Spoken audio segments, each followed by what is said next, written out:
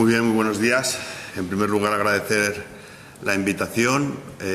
Para mí es un placer estar aquí otra vez en Málaga, en el Centro de Prevención de Riesgos Laborales. La verdad es que Málaga y el centro yo creo que es uno de los referentes en materia preventiva y de divulgación.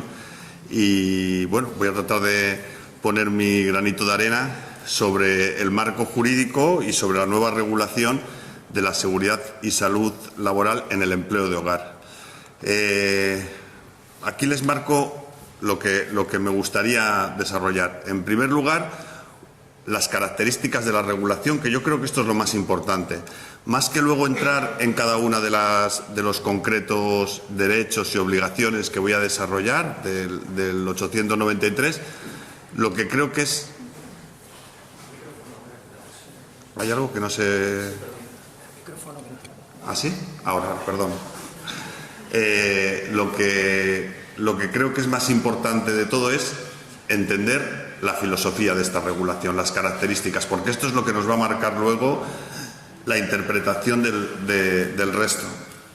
Luego, partir del derecho a una protección eficaz, que ya saben ustedes que es la base del derecho de la prevención, el derecho a la protección eficaz, cómo se regula en el empleo del hogar. Y después me voy a centrar en las principales obligaciones o casi exclusivas obligaciones: organización de la prevención, evaluación, formación y vigilancia.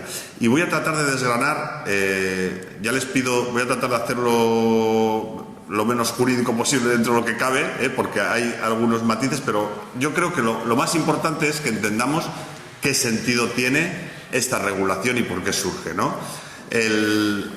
Como ha señalado en la presentación, el decreto 16, el Real Decreto Ley 1622, incluye a las empleadas del hogar por primera vez en el ámbito de la ley de prevención. Pero hay que tener muy claro que, primero, la exclusión que se hizo desde el inicio de la ley de prevención es una exclusión que viene avalada por la directiva, es decir, la directiva ya decía que el trabajo doméstico podía estar excluido, con lo cual estaba excluido, pero nuestra ley optó por la exclusión, pero en la ley 1622 como consecuencia de una sentencia del Tribunal de Justicia de la Unión Europea que no tiene nada que ver, era por otras razones, incluye directamente a las empleadas del hogar en la ley de prevención. Pero las incluye ¿cómo? A través de una disposición adicional que dice: el trabajo doméstico tendrá derecho a la prevención de riesgos laborales en función del desarrollo reglamentario. Con lo cual, las incluye, pero como se remite a un desarrollo reglamentario y en los términos, además, acota solo al desarrollo reglamentario. Con lo cual, estamos ante una inclusión, las incluye en el ámbito preventivo, pero se remite. Están incluidas, pero lo que diga el reglamento. Esta es la remisión primaria. Ya vamos al segundo paso, el decreto 893.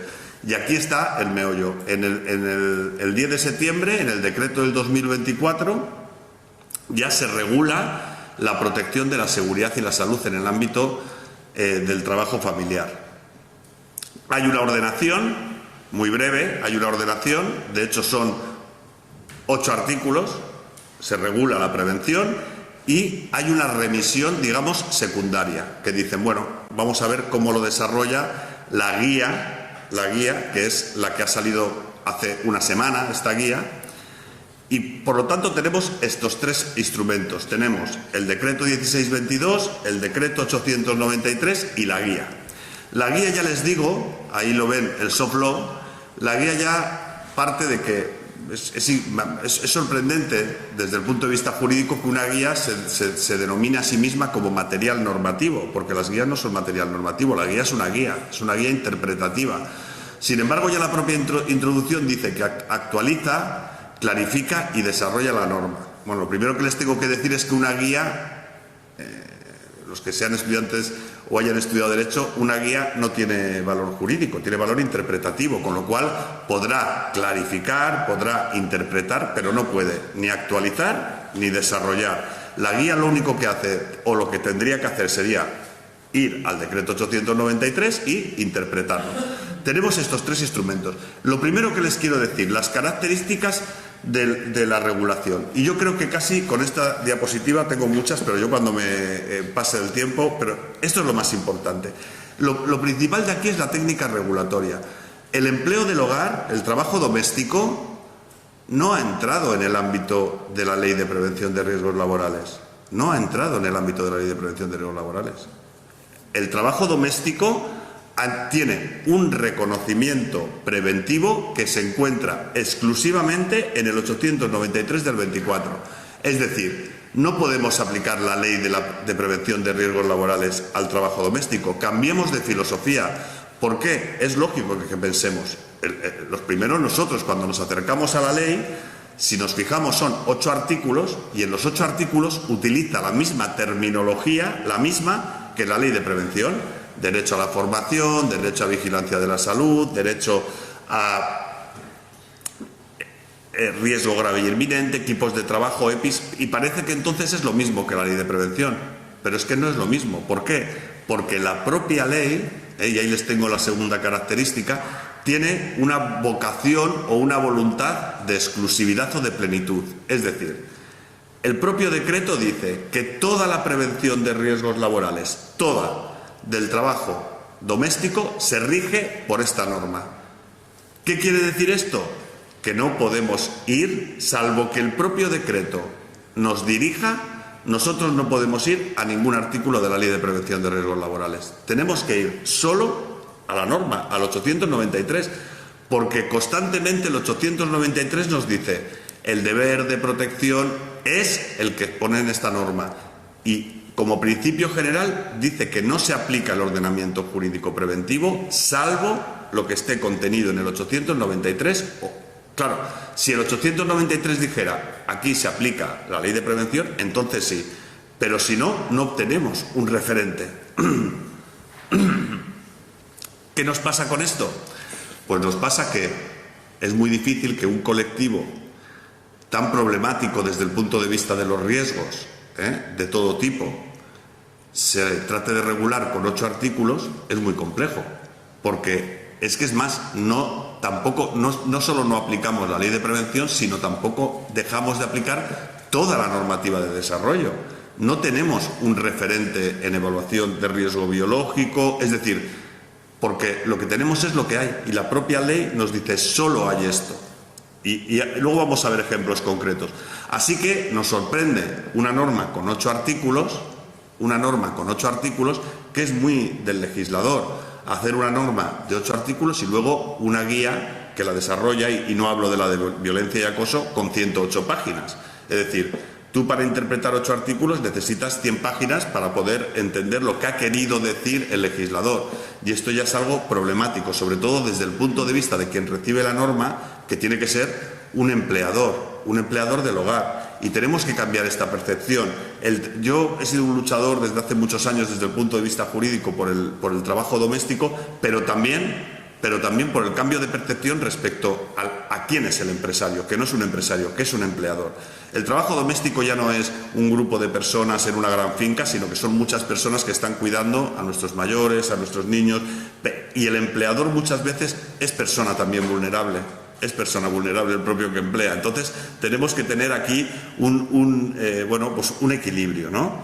Entonces, esto al final, una cosa tan sencilla que requiera una guía técnica de 108 más un protocolo de violencia y acoso de 40 más una indefinición legal, al final lo que hemos convertido esto es en un escenario de bastante inseguridad jurídica. ¿Con qué problema? Con que si es otro colectivo, pues al final les puedo decir, bomberos forestales, se les aplica la Ley de Prevención. Al final dices, bueno, como les aplico todo el ordenamiento jurídico preventivo, puedo tirar de esta norma, de aquella y de aquí. Pero es que aquí no, porque aquí el propio decreto nos dice que solo podemos aplicar estos 8 artículos. Salvo que expresamente esos artículos se remitan a la ley, que muy pocas veces lo hacen. Luego tenemos una vigencia que ya lo han visto, diferida fragmentada, es decir, la formación salió, hay derecho a formación desde el 2024, ha salido ahora en el 26 el curso de Fundae, primer paso. La vigilancia de la salud no está ni se la espera, es decir, no está ahí, dice que ya se pondrán de acuerdo los servicios de salud y tal, pero no está. Con lo cual tenemos un derecho que es un derecho parcial, o sea, no está reconocido. Hay un reconocimiento simbólico, pero realmente no se ha generado, ¿no? Y bueno, vamos a ir al derecho, ya al contenido concreto y a las obligaciones concretas. Aquí les he señalado, digamos, en la primera, las obligaciones de las que voy a hablar, que son las que son organización de la prevención, evaluación y planificación, formación y vigilancia. Esas podemos decir que son las 4 obligaciones que regula el decreto más importantes.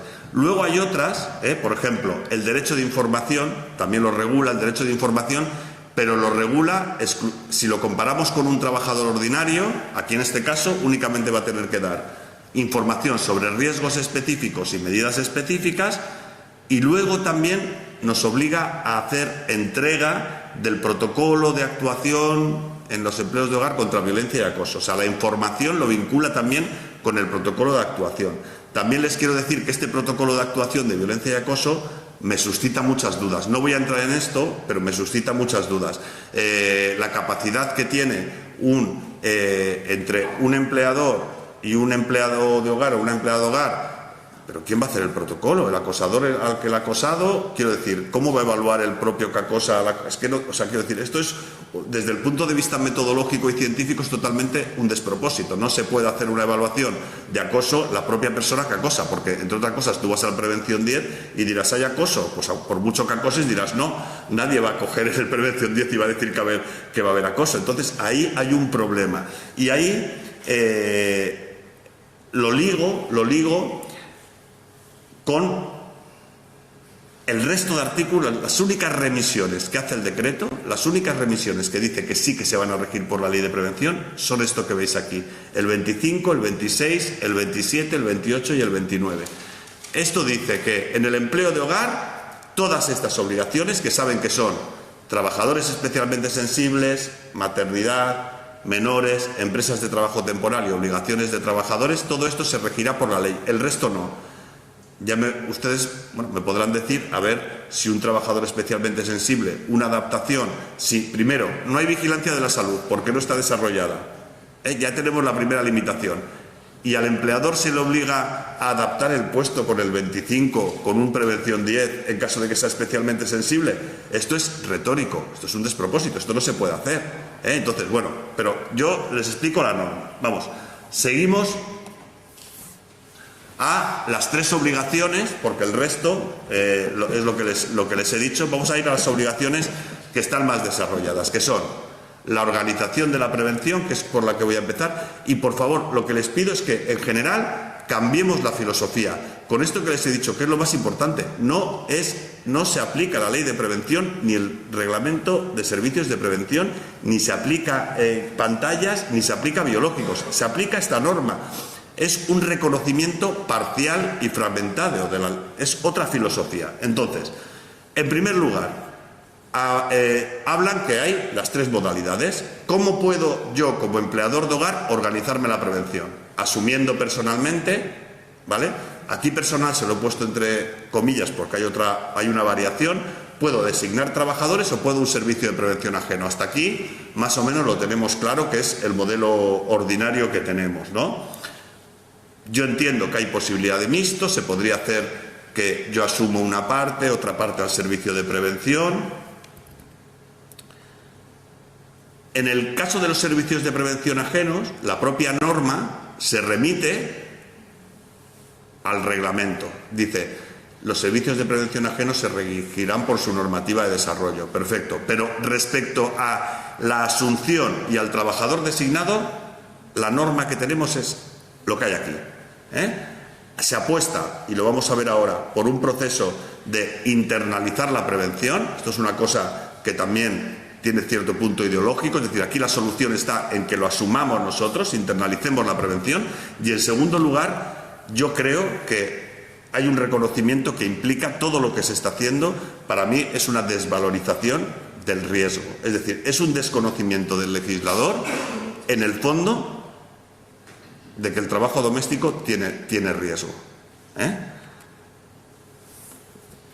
¿Qué capacidad tiene? Vamos a empezar por la capacidad. ¿Qué capacidad tiene que tener un empleador? ¿Vale? Yo tengo una persona en mi hogar, una trabajadora doméstica, un trabajador doméstico. ¿Qué capacidad?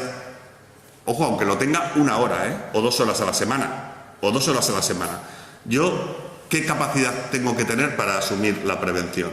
Bueno, pues simplemente la guía me da una de esas dos alternativas. La primera alternativa, tengo que tener la capacidad del anexo 6 del Reglamento de Servicios de Prevención, es decir, la que toque, o una de las dos, o tengo esa capacidad y aquí viene lo bueno, o tengo capacidad suficientes para utilizar correctamente la herramienta Prevención 10, que son conocimientos básicos, es decir, tú para asumir la prevención. Y luego aquí, si se fijan abajo que pongo en azul guía IA, no quiere decir que nada de inteligencia artificial, es I, interpreta, y A, amplía o actualiza. La guía aquí dice, si tú asumes la prevención como empleador, tienes que tener formación básica, intermedia o superior según lo que vayas a hacer. Y si no, prevención 10.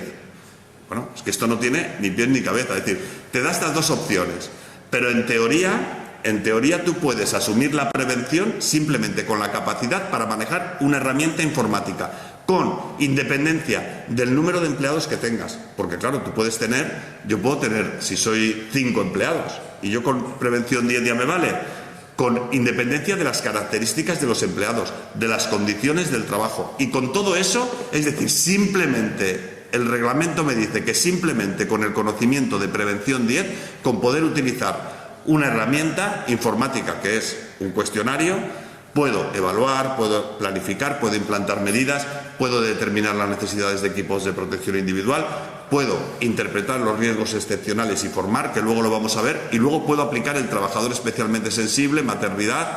Bueno, yo creo que es evidente que esto no llega, es imposible que una persona con esta capacidad se le permita asumir esto.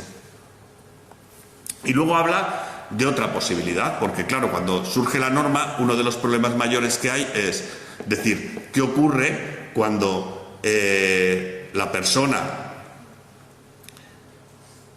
que es el empleador es una persona que está enferma, que muchas veces el empleador contrata a un empleado o una empleada del hogar para que le cuide, porque es una persona que puede tener Alzheimer, una persona que puede tener una discapacidad, una persona ya muy mayor?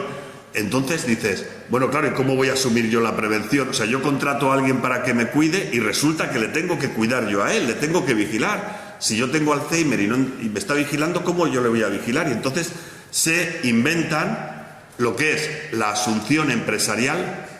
Por eso hay que cambiar la filosofía, no estamos en prevención. La asunción delegada, que esto es terrible. Asunción delegada, que es, lo asume el empleador, pero lo delega. ¿Y en quién lo delega? Primero te dicen, ¿quién puede delegar? Aquel empleador. Y fijaos esta definición, ¿quién puede delegar? Aquel empleador que por sus características personales, su estado biológico conocido, incluido aquel que tenga reconocida discapacidad física, tal, no puede asumir. Es decir, ¿quién puede delegar? Un especialmente sensible. O sea, han cogido la definición del artículo 25, que es trabajador especialmente sensible, para vincularlo con el delegante. Si el trabajador especialmente sensible va en relación con las condiciones de trabajo, no con su incapacidad para delegar. Entonces, una mala transposición normativa. La guía dice, bueno, también lo puede delegar, pero esto la guía se lo inventa. Dice, también puede delegar, por eso pongo una A, ampliación.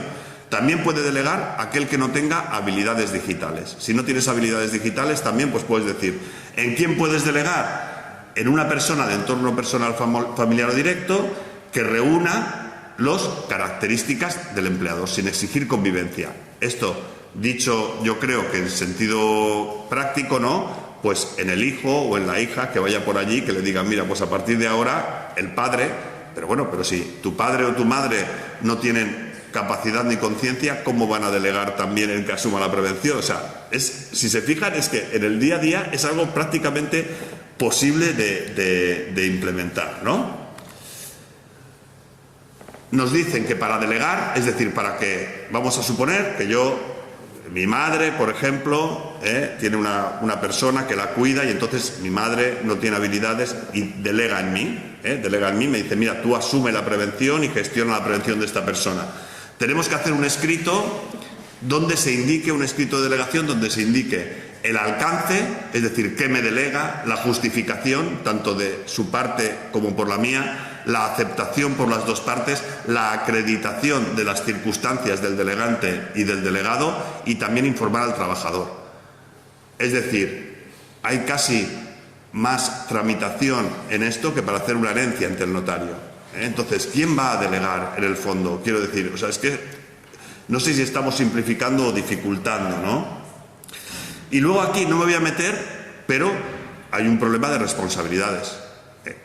No voy a entrar, pero hay un problema de responsabilidades importantes, porque en ningún caso la delegación excluye la responsabilidad. La deuda de seguridad siempre es del empleador. Es decir, es de mi madre, siempre va a ser, por mucho que delegue a mí, la deuda de seguridad, si pasa algo, es de ella. Es de ella. Y puede haber, con independencia de esto, además, no solo de ella, sino que puede haber repercusiones y responsabilidades hacia el delegado, hacia el hijo que lo asume. Con lo cual también este tema no queda claro. En segundo lugar, respecto al trabajador designado, pues reproduce lo mismo que señala la ley de prevención. Dice, ¿qué capacidad tiene que tener el trabajador designado? Capacidad necesaria, disponer del tiempo y medios precisos y ser suficientes en número. Esto es una copia total del 30. O sea, si se fijan, es un poco hasta chocante, ¿no? Que tú estés leyendo en el empleo del hogar y te dicen, no, el empleador puede designar al trabajador y dice, bueno, pero teniendo en cuenta que tienen que tener tiempo, medios precisos y ser suficientes en número. No sé si habrá que contratar a 5 o a 6. Teniendo en cuenta las características del domicilio, etcétera. ¿Qué formación le piden? Lo mismo que la del empleador, es decir, tener conocimiento de la herramienta o para manejar la herramienta. Seguimos.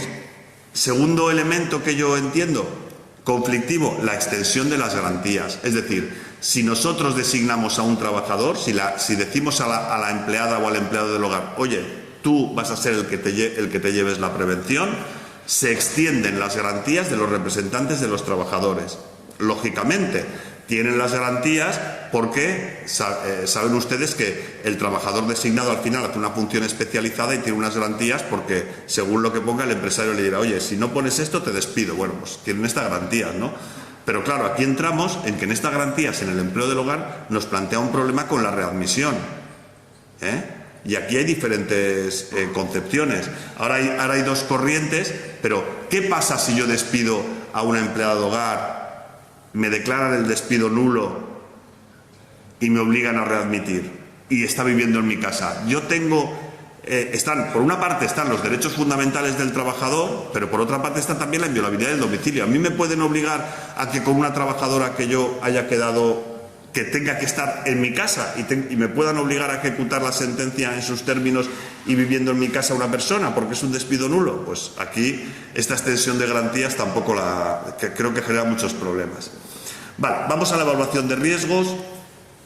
La evaluación de riesgos tiene un régimen simplificado por evaluación 10 y en la evaluación de riesgos en ningún caso se establecen evaluaciones específicas. La evaluación de riesgos en ningún caso establecen evaluaciones específicas. Habla de una evaluación de riesgos que no dice tampoco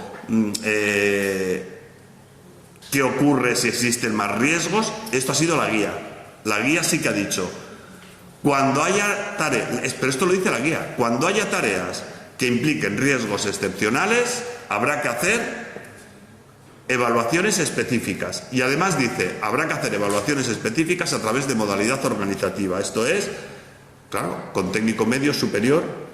Pero esto lo ha introducido la guía, la ley no lo dice. Y aquí yo creo que la guía también se ha extendido un poco en la capacidad. porque la ley básicamente lo que dice se centra únicamente en una evaluación general de riesgos laborales, nada más. Ha sido la guía, cuando esto llegó al Instituto Nacional, dijeron, madre mía, pero si esto preventivamente, ¿cómo con una herramienta? Las evaluaciones específicas, ¿qué pasa?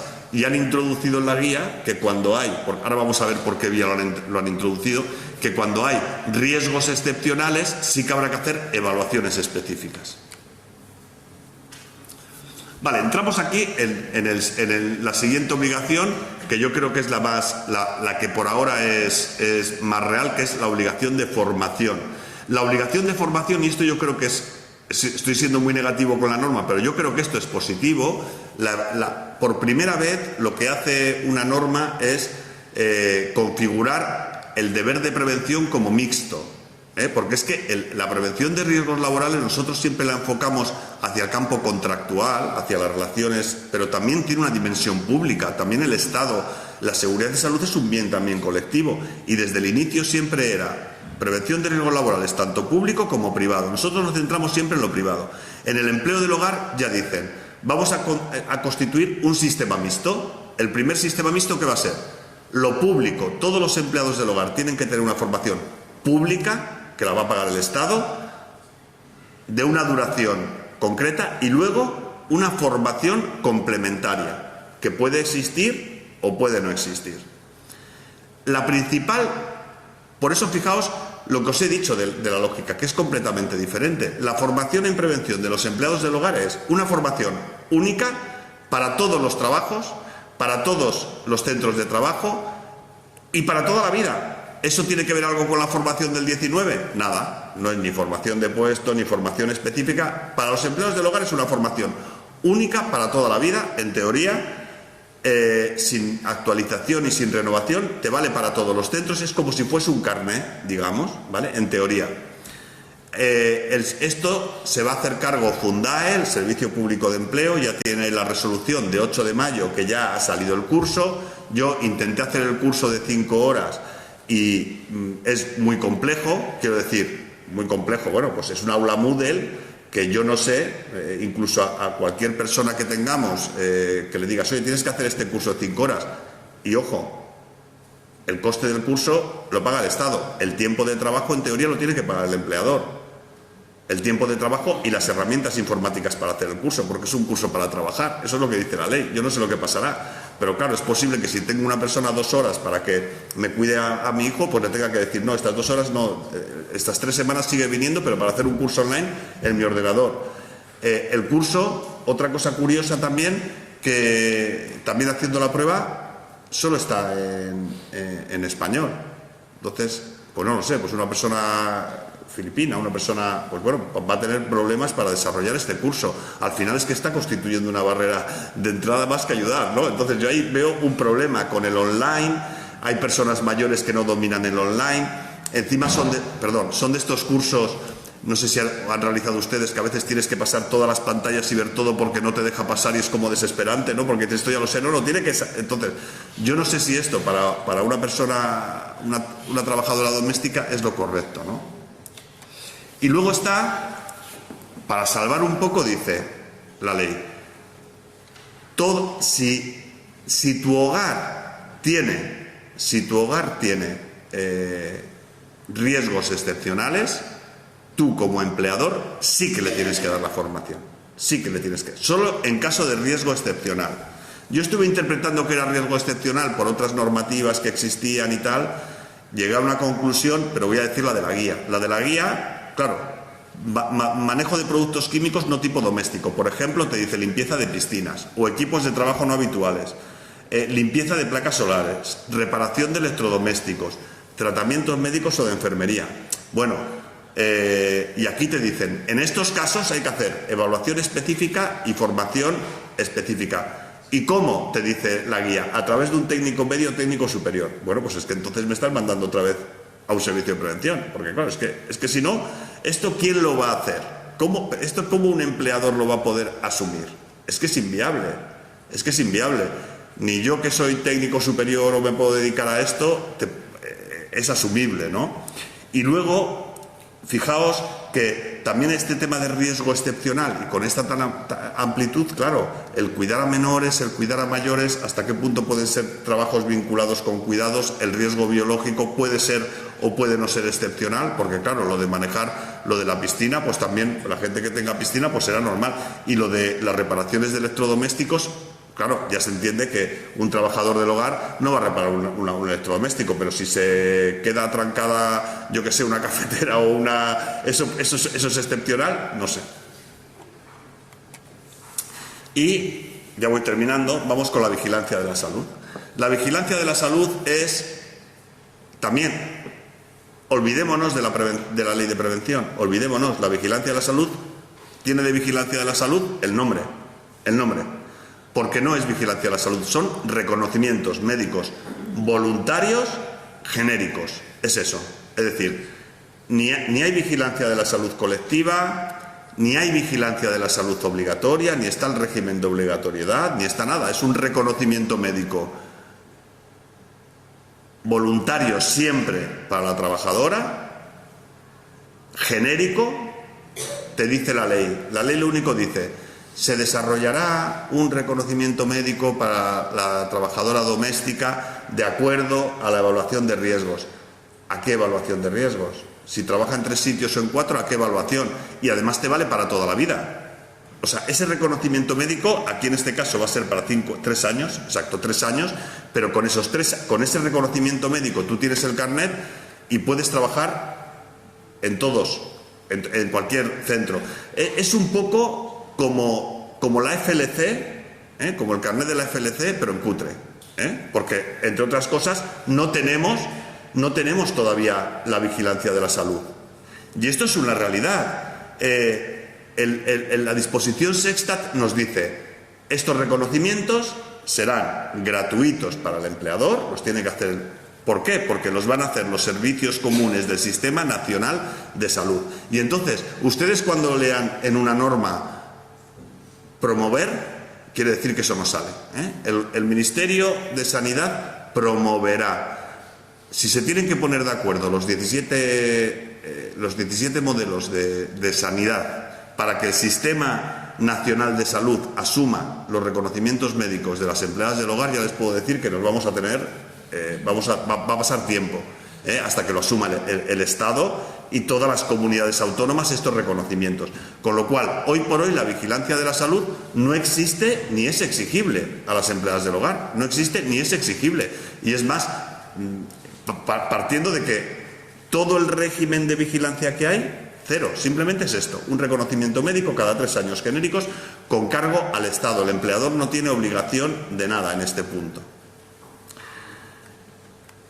¿Y qué es lo que... ¿Con qué es lo que quiero concluir? Pues básicamente, esto es un ejemplo claro de lo que va pasando en los últimos años sobre una ordenación simbólica o una ordenación retórica con unos términos que nos hacen pensar que estamos ante una protección global y simplemente lo que estamos es ante algo discursivo, porque no es efectivo.